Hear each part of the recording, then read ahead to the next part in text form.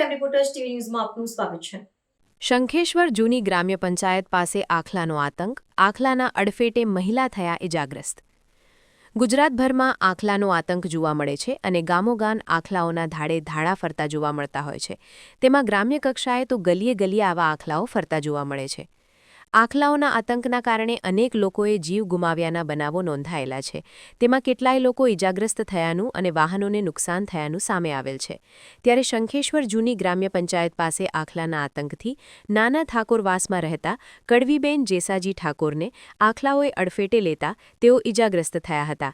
તેમને માથાના ભાગે ઈજા થવાથી શંખેશ્વર સામૂહિક આરોગ્ય કેન્દ્રમાં સારવાર અર્થે લવાયા હતા અને બાદમાં વધુ સારવાર અર્થે પાટણના ધારપુર ખાતે લઈ જવાયા હતા।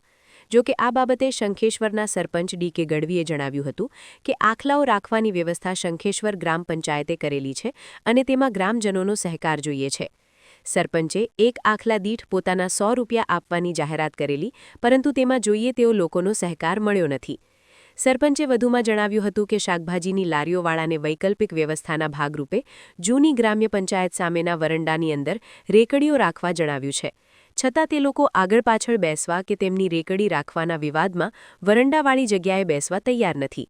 કહેવાય છે કે ગ્રામ પંચાયત મારફતે વૈકલ્પિક વ્યવસ્થા કરેલી હોવા છતાં શાકભાજીવાળા જૂની ગ્રામ્ય પંચાયત પાસે શાકભાજીની જાહેર રસ્તાઓ પર રેકડીઓ રાખી ટ્રાફિક સાથે ગ્રામજનોને અડચણરૂપ બની શાકભાજીનો વેસ્ટ પંચાયત પાસેના જાહેર માર્ગો પર ફેંકતા હોવાથી આ સ્થળે આખલાઓનો અડ્ડો બનવા પામ્યો છે।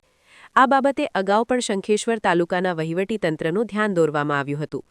ગ્રામ પંચાયતે વ્યવસ્થા કરેલી છે, છતાં જૂની ગ્રામ્ય પંચાયત પાસે શાકભાજીની જાહેર રસ્તા પર લારીઓ અડચણરૂપ રાખનાર વિરુદ્ધ કાયદાકીય યોગ્ય પગલાં લેવામાં આવશે તેવું જૂની ગ્રામ્ય પંચાયત વિસ્તારમાં રહેતા લોકો જણાવી રહ્યા હતા।